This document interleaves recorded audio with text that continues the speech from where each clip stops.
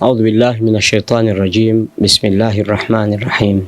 Alhamdulillahi rabbil alamin. Allahumma salli wa sallim wa barik ala sayyidina Muhammad wa ala alihi wa sahbihi ajma'in wa ba'd. Assalamu alaikum wapendwa wana Mizani mahali popote mlipo. Taarifa tulizokusanya hii leo, kwanza ni kwamba Israel imefanya mashambulizi mara 50 katika ardhi ya Lebanon. Hii ikiwa ni baada ya kufikiwa mkataba wa kusitisha mapigano, ikiwa ni ishara vile vile ya kuonyesha kuwa Israel ilisaini mkataba kwa njia za unafiki na ghilba.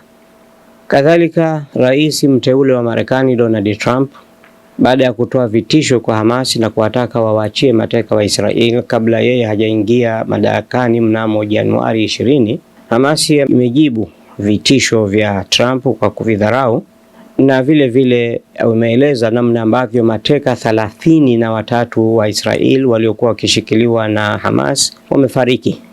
Na vile vile tutakuwa na taarifa mbalimbali zinazoungana na hizo, ikiwemo wanajeshi wa Ukraine baada ya kushindwa vita katika Rusia kule, ambapo Rusia inapigana na Ukraine.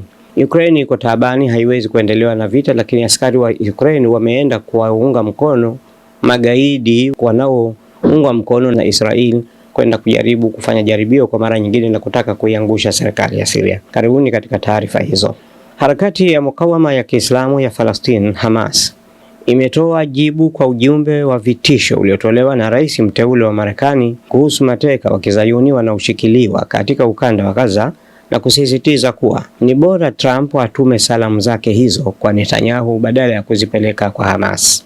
Siku ya Jumatatu Desemba 2, Trump aliandika kwenye mtandao wake wa kijamii unaojulikana kwa jina la Truth Social kwamba ikiwa mateka wa utawala wa Kizayuni hawataachiliwa kabla ya sherehe za yeye kuapishwa kwa rais mnamo Januari 2025, itazuka Jehannam magharibi mwa Asia na kwa wale wanaotenda alichokiita jinai dhidi ya ubinadamu. Basimu Naim, mjumbe wa ofisi ya kisiasa ya Hamas, amesema ujumbe wa Donald Trump inapasa utumwe kwa Benjamin Netanyahu, waziri mkuu wa utawala wa Kizayuni, kwa sababu yeye na baraza lake la mawaziri lenye misimamo mikali ndio wanaozuiwa kufikia makubaliano ya kusimamisha vita.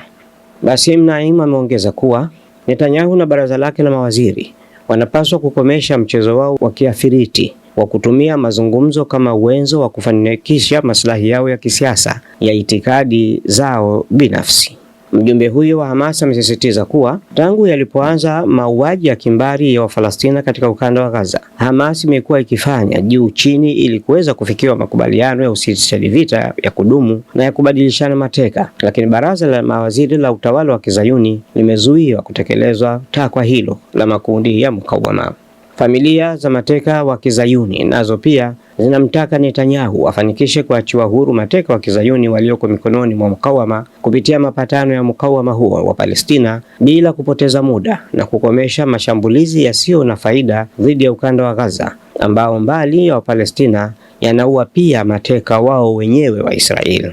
Kama inavyofahamika kwamba mtawala mpya wa Marekani ambaye amepata ushindi hivi karibuni, Donald Trump, ni adui mkubwa sana kuliko wote watawala wa Kimarekani, na ambaye yeye ni upande wa Israel, na inategemewa hali kuwa itakuwa mbaya sana endapo Trump ataingia madarakani, kwa sababu kwanza, katika kipindi kifupi cha miaka 4 aliyopata mamlaka, alilazimisha mataifa yote ya Kiarabu yaitambue Israeli kuwa taifa, na wale ambao hawakukubali kufanya hivyo aliwajengea chuki na hasama. Lakini Trump ndio mtu wa kwanza katika matawala wa Marekani waliopita kuamua kwamba Jerusalem, ambao ni mji mtakatifu kwa Waislamu na Wakristo, ni mji ambao ni makao makuu ya Falastini. Ni Trump ndiye aliyeamua kwamba mji huo utakuwa ndio mji mkuu wa taifa la Kizayuni, ambalo ni taifa la kubuni lililobuniwa mwaka 1948, na hili taifa, nchi ya kwanza iliyoanza kulitambua duniani kote ilikuwa ni Marekani.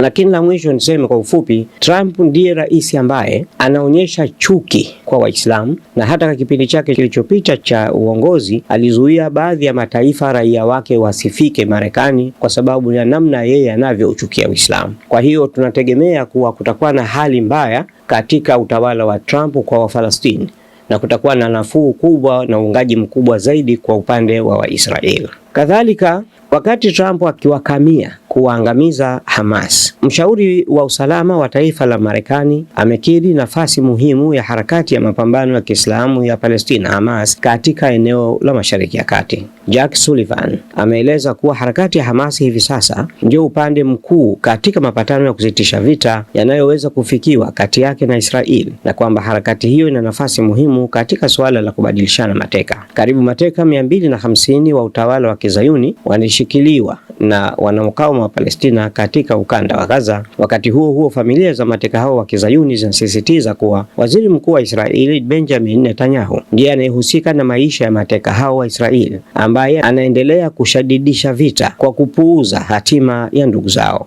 Hii ni katika hali ambayo idadi kadhaa ya mateka wa Kizayuni wa Israeli wameuliwa huko Gaza kufuatia mashambulizi ya mara kwa mara ya jeshi la utawala wa Kizayuni katika eneo hilo. Wakati Trump akiwadharau na kuwakamia kuwadhuru wa Palestina, lakini mshauri wa usalama anasema kuwa katika mazungumzo na suala la kuachiwa mateka ni lazima Hamasi wahusike kwa ukamilifu, na bila hivyo hakuna mafanikio. Wakati huo huo, makubaliano ya kusitisha mapigano kati ya Israeli na mujahidin wa Hizbullah ya Lebanon huko katika hati ya kuvunjika baada ya Israeli kufanya mashambulizi makubwa ya anga kote nchini Lebanon. Picha unayoshuhudia ni uharibifu unaoendelea kufanyika, ikiwemo kuvunja nyumba za makazi ya raia kwa makusudi na kumwaga damu za wananchi wasiokuwa katika mapigano, jambo ambalo ni kinyume cha sheria za vita, na uhalifu huo unaendelea kufanyika mbele ya jamii ya kimataifa licha ya wajumbe wa Marekani kufanya safari mara kadhaa za kuundumila kuwili na kufikiwa kile kilichoitwa mkataba wa kusitisha mapigano uliofikiwa chini ya usimamizi wa Marekani, ambaye ni baba mzazi wa taifa la Israeli. Maangamizi hayo yanaendelea kufanywa na Israeli kusini mwa Lebanon. Watu 11 wameripotiwa kuuawa kufuatia mashambulizi hayo ya Israeli nchini Lebanon. Jeshi la Israeli limedai bila kuonyesha ushahidi wowote kuwa mukawama Hizbullah imekiuka makubaliano yaliyofikia wiki iliyopita na Novemba 27 kwa kuvurumisha roketi mlima wa Dove unaofahamika pia kama mashamba ya Sheba, eneo la mpakani linalozozaniwa kati ya Lebanon, Syria na Israeli. Waziri Mkuu wa Israeli Nduli Benjamin Netanyahu tayari amekwishaonesha dhamira yake ovu na kusema kuwa jeshi lake lingefanya mashambulizi makubwa ikiwa Hizbullah ingelikiuka makubaliano hayo ya usitishwaji mapigano kwa muda wa miezi miwili. Kwa upande wake, spika wa bunge la Lebanon Nabi Berri ameishutumu Israeli kwa kukiuka makubaliano hayo kwa zaidi ya mara 50 katika siku za hivi karibuni kwa kufanya mashambulizi ya anga, kubomoa nyumba za wakazi wa maeneo ya mpakani na kukiuka anga la Lebanon. Mpango huo ulilenga kumaliza vita vya zaidi ya mwaka mmoja kati ya Hizbullah na Israeli ambavyo vilisababishwa na Israeli kuendeleza mauaji ya kimbari huko Gaza. Picha inayoitazama ni uharibifu na mauaji yanayoendelea huko Beit Lahia katika ukanda wa Gaza katika mwendelezo wa mashambulizi ya Israeli yenye lengo la kuangamiza kikamilifu kizazi cha Palestina mbele ya macho ya taifa kuu duniani, Marekani, linalojifanya kuwa eti msimamizi wa haki, uadilifu na demokrasia, na huku ikiongeza misafara ya kupeleka silaha Israeli kwa nia ya kuiwezesha Israeli kuwaua Wapalestina wasio na hatia. Israeli imetoa amri mpya ya kuwataka wakazi kuondoka katika eneo la kusini, huku watu 12 wakiripotiwa kuuawa siku ya Jumanne Desemba 3 katika mji wa kaskazini mwa Gaza wa Beit Lahia. Mjini Cairo, viongozi wa mataifa mbalimbali walikutana kujadili hali ya Gaza na namna ya kuwezesha usafirishaji wa misaada ya kibinadamu. Amina Mohamed, naibu katibu mkuu wa Umoja wa Mataifa, alifafanua akisema, tuwe wawazi, jinamizi linayoikumba Gaza sio tatizo la vifaa,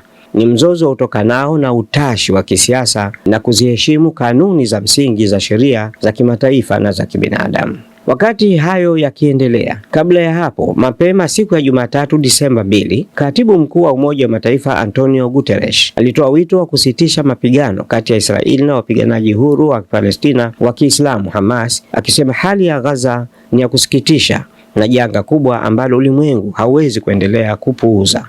Kauli ya Guterres ilitolewa katika hotuba iliyosomwa kwa niaba yake katika mkutano wa Cairo unaolenga kuharakisha misaada ya kibinadamu kwa ukanda wa Gaza. Kabla ya kuelekea kwenye mkutano huo, waziri wa mambo ya kimataifa wa Uingereza Anneliese Dodds amesema nchi yake itatoa nyongeza ya dola milioni 24 kwa msaada wa kibinadamu kwa Gaza na kuitolea wito Israel kurahisisha usafirishaji wa misaada hiyo. Hayo yakiarifiwa, shirika la kimataifa la kuwahudumia wakimbizi la Kipalestina UNRWA limetangaza kusitisha utoaji misaada kupitia kivuko muhimu kati ya Israel na Gaza cha Kerim Shalom kutokana na hofu ya usalama. Mkuu wa shirika hilo Philip Lazzarini amesema kivuko hicho kimekuwa si salama kutokana na misafara ya misaada kushambuliwa na magenge ya watu wenye silaha. Huko Syria, jeshi la Syria limekomboa barabara kuu karibu na mji wa Hama pamoja na miji na vijiji vyote vinavyoizunguka barabara hiyo na kuangamiza makumi ya magaidi wa kufurishaji walioanzisha wimbi jipya la jinai katika maeneo ya kaskazini mwa nchi hiyo ya Kiarabu. Siku ya Jumatatu Desemba 2, vikosi vya Syria vilikomboa maeneo muhimu ikiwemo barabara kuu za karibu na mji wa Hama ambayo inaunganisha miji ya Maharda na Sukailabia na miji na vijiji vyake vyote vya karibu yakiwemo maeneo ya Karnaz, Tal Mala, Al-Jalama, Jabin, Hayalin na Sheikh Hadid. Hayo yamethibitishwa na vyombo mbalimbali vya habari ambavyo vimetangaza pia kuwa takriban magaidi 80 zaidi wakiwemo viongozi mashuhuri wa genge la ukufurishaji la Kiwahabi la Tahrir Sham au Jabhatun Nusra wameangamizwa katika operesheni za jeshi la Syria kwenye viunga vya Hama pamoja na maeneo ya mashambani ya Halab na Idlib kaskazini mwa Syria. Kabla ya hapo, televisheni ya Syria ilikuwa imetangaza kuwa karibu magaidi 320 wameangamizwa katika miji hiyo mitatu wakati mashambulizi yaliyofanywa na wanajeshi wa nchi hiyo wa Kiarabu na washirika wao wa Russia. Mashambulizi ya siku ya Jumatatu yameteketeza pia maghala 12 ya silaha za magaidi pamoja na kutunguliwa ndege moja isiyo na rubani magenge hayo ya kigaidi. Wakati huo huo, duru za Rusia zimeripoti kuwa magaidi wa Jabhat Nusra wanafanya njama za kupeleka gesi ya sumu kwenye mikoa ya Halab na Idlib kwa ajili ya kuzitumia ili baadaye waituhumu serikali ya Damascus kwa magaidi hao walivyozoea kufanya kwenye maeneo tofauti ya Syria mwaka 2014. Madai hayo ya uongo ya kutumia gesi ya sumu yalitumiwa vibaya na Marekani, Uingereza na Ufaransa kama kisingizio cha kufanya mashambulizi makali na mabaya ya makombora mara kadhaa mwaka 2014 huko Syria. Wakati huo huo, duru za habari za Syria zimetangaza kuwa wanajeshi wa Ukraine wanashirikiana na magaidi dhidi ya serikali ya Syria. Televisheni ya Al-Mayadin imezinukuu duru za habari za Syria na kuarifu kuwa wanajeshi wa Ukraine wapo nchini Syria ili kushirikiana na kundi la kigaidi la Jabhat Nusra huko Halab, kaskazini magharibi mwa Syria. Duru moja ya Syria pia imekiarifu kuwa magaidi wa kundi la Jabhat Nusra wameushambulia mji wa Halab kwa kushirikiana na Ukraine na Marekani. Makundi ya kigaidi yamefanya mashambulizi makubwa tangu Novemba 27 mwaka huu katika kambi za kijeshi za Syria katika maeneo ya kaskazini magharibi na kusini magharibi mwa mji wa Halab kwa kusaidiwa na baadhi ya nchi mamluke ajnabi waliowasili huko Syria. Jeshi la Syria pia siku kadhaa zilizopita limejibu hujuma za magaidi na kushambulia maeneo yanayoshikiliwa na magaidi nchini humo kwa kuungwa mkono na kikosi cha anga cha Rusia. Taarifa ya mwisho tulionayo inasema kuwa harakati ya mukawama ya Kiislamu ya Palestina imesema mateka wa Zayuni 33 wanaoshikiliwa na harakati hiyo katika ukanda wa Gaza wameuawa tangu utawala ghasibu wa Israeli ulipoanzisha vita vinavyoendelea kwa takriban miezi 14 sasa dhidi ya eneo hilo uliowekewa mzingiro. Hamas imetoa taarifa ya mkanda wa video siku ya Jumatatu Desemba 2 ikisema mateka hao waliuawa kutokana na ukaidi wa mhalifu wa kivita nduli Benjamin Netanyahu na uchokozi wake unaendelea. Harakati hiyo ya mukawama ya Palestina imetoa tangazo hilo huku wapatanishi wakuu wakiwemo Misri, Qatar na Marekani wakianzisha juhudi nyingine za kufikia usitishaji mapigano ambao utapelekea kuachiliwa huru mateka wa utawala wa Kisayuni. Msukumo huo unakuja baada ya mapatano ya hivi majuzi nchini Lebanoni kuibua matumaini ya mafanikio ya kidiplomasia. Video hiyo ya Hamasi imeweka orodha na tarehe za matukio ambayo harakati hiyo imesema mateka hao waliuawa. Wengi wao wameuawa kutokana na mashambulizi ya anga ya jeshi la Kisayuni. Hata hivyo, baadhi ya mateka wameuawa kutokana kutokana na kufeli majaribio ya kutaka kuwaokoa yaliyofanywa na jeshi la utawala haramu wa Israeli. Kwa mujibu wa Hamas, tukio la kwanza la kuuawa mateka wa Kizayuni lilikuwa shambulio la anga lililofanywa na Israeli ambalo liliua mateka wanne mnamo Oktoba 9, 2023, na shambulio la karibuni zaidi ni la kuwaua mateka hao wakati wa operesheni ya kijeshi ya Israeli kaskazini mwa Gaza mnamo mwezi uliopita wa Novemba. Kwa kuendelea na vita hivyo vya kiwenda wazimu, unaweza kuwapoteza mateka wenu milele. Fanya kile kinachohitajika kufanywa kabla ya kuchelewa. Umemaliza ujumbe huo wa video wa Hamas. Haya ndio tuliokusanya katika taarifa zilizopita katika siku 2 zilizopita, ambapo tumezijumuisha kwa pamoja. Miongoni mwa hizo kubwa ni kuwa Israel imefanya mashambulizi 50 ndani ya Lebanon licha ya kuwa tayari walikwisha saini mkataba wa kusitisha mapigano. Na jingine kubwa ni kwamba Donald Trump ametoa onyo kali kwa Hamas kwamba waachie mateka wanaowashikilia kabla yeye hajaapishwa kuwa rais, ambapo kuapishwa kwake kutafanyika tarehe 20 Januari. Donald Trump anazungumzia mateka waliokuwa wakidhaniwa kuwa kuna mateka 101 wako mikononi mwa Hamas hadi hivi sasa, lakini kwa taarifa zilizopatikana Jumatatu, Israeli yenyewe kwa mkono wake imewaua mateka wake 33 tayari. Kwa hiyo idadi ya 100 haipo. Lakini wakati Trump anazungumzia kutoa vitisho kwamba atawapeleka katika jahannam, kwamba atawaua wa Falastini, atawaua watu wa Gaza, atawaua Hamas, hazungumzi chochote kuhusu wafungwa na mateka wa Kipalestina ambao wanashikiliwa katika magereza ya Israeli, ambao idadi yao ni 9,700.